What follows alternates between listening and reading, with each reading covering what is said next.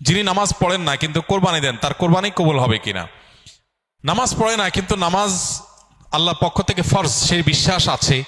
নামাজ না পড়ার কারণে তার মধ্যে অপরাধ বোধও কাজ করে, সে তাগাদা অনুভব করেন, এরকম ব্যক্তি যদি হয় তাহলে এই আল্লাহর বান্দা কোরবানি করলে কোরবানির আমলটা হবে, হবে না এরকমটি বলা কঠিন। কিন্তু তার উচিত কোরবানির চাইতে নামাজের গুরুত্ব বেশি দেওয়া। যিনি কোরবানি দিচ্ছেন কিন্তু নামাজ পড়ছেন না, তিনি কেন কোরবানি দিচ্ছেন?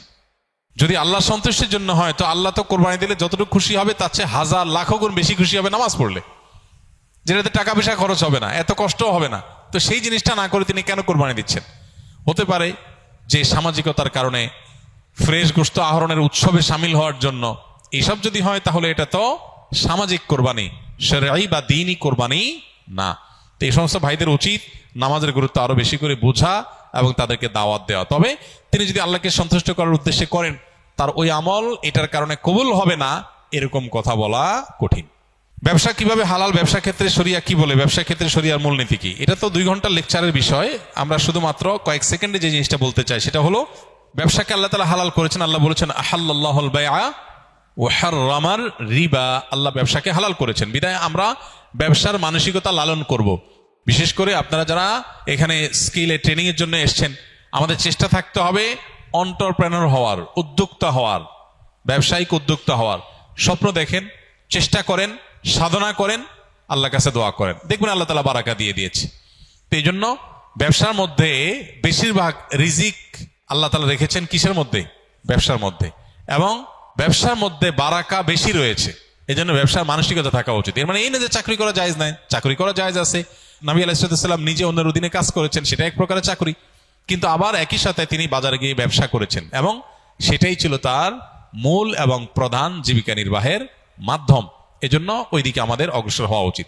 ব্যবসা ক্ষেত্রে বেশ কয়েকটা মূলনীতি লক্ষ্য রাখতে হয়। সবচেয়ে বড় জিনিস হলো যে হারাম জিনিসে ব্যবসা করা হারাম। যে জিনিস হারাম সেটা ব্যবসা করাও কি, যেটা আমার জন্য খাওয়া জায়েজ না সেটা আরেকজনের কাছে বেচাও জায়েজ না। এটা হলো একটা কমন মূলনীতি।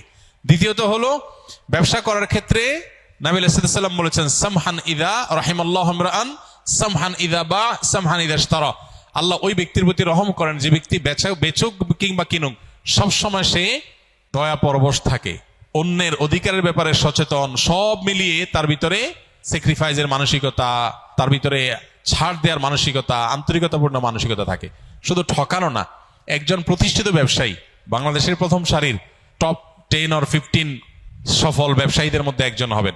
ওই লোকটার নাম আর বললাম না। ওনার বিষয়ে এক ভদ্রলোক আমাকে বলতেছিলেন যে আমার ওনার সাথে একটা মিটিং ছিল, তো প্রসঙ্গত উনি বললেন যে ভাই, ব্যবসার বহু সংজ্ঞা তো বই পুস্তকে পড়েছেন, আমি ব্যবসায়ীর ছেলে এবং প্রতিষ্ঠিত ব্যবসায়ী হিসাবে আপনাকে আজকে নতুন একটা সংজ্ঞা বলে যাই। সেটা কি?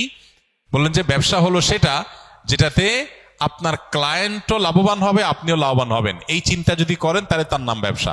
আর যদি মনে হয় যে আমি কিভাবে লাভবান হবে সেই চিন্তা করি, ক্লায়েন্ট মরে মরুক, ধ্বংস হয় হোক, তাতে আমার দেখার দরকার নেই, তো এটা ব্যবসা না, এটার নাম ডাকাতি। কথা বুঝে আসছে? দিন ঠিক এই কথাটা বলে, সামহান ইযা বা সামহান ইযা ইশতারা। আপনি ক্রেতা হন আর বিক্রেতা হন, উভয় অবস্থাতে আপনার ক্লায়েন্ট যার সাথে লেনদেন করছেন তার দিকটা আপনার খেয়াল করতে হবে।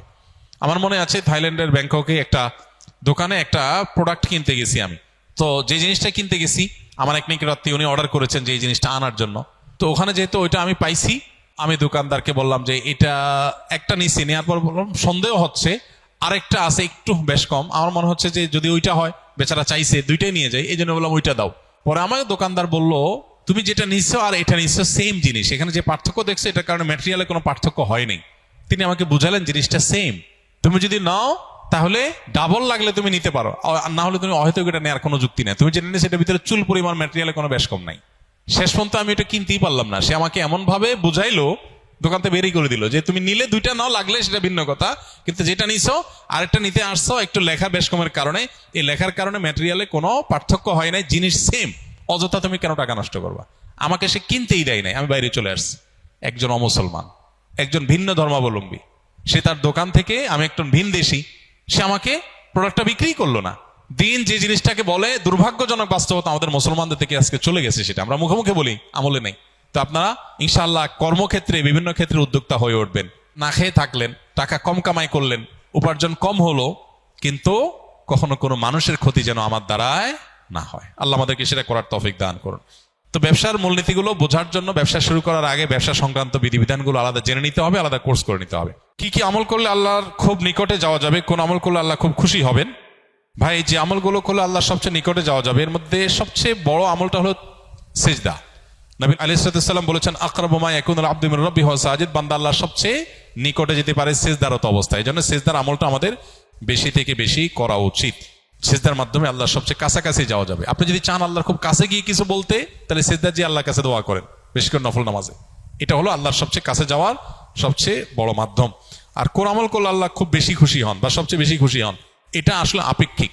নবী করিম সাল্লাল্লাহু আলাইহি সাল্লামকে একই প্রশ্ন করা হলে তিনি কাউকে বলেছেন আউয়াল ওয়াক্তে নামাজ পড়া, কাউকে বলেছেন যে আমল নিয়মিত করা হয় সেটা সবচেয়ে আল্লাহর প্রিয় আমল। তো এটা আপেক্ষিক। কারোর যদি কোনো আমলের অভাব থাকে, ত্রুটি থাকে, তার ওই ত্রুটিটা পূরণ করাটাই আল্লাহর কাছে প্রিয়।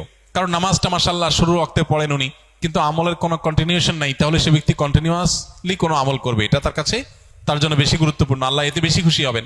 কারোর হয়তো মাশাআল্লাহ নামাজ ভালো আছে, এটা ভালো আছে, কিন্তু সালাম দেওয়ার অভ্যাস নাই, তো সেই সালামের অভ্যাসটা বেশি করবে।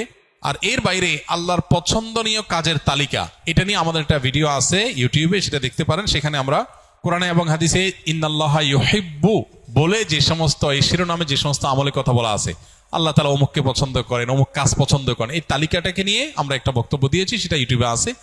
সেটা ফলো করলে, অনুসরণ করলে আল্লাহর ভালোবাসা আর আল্লাহর পছন্দের আমলগুলোর তালিকা আপনি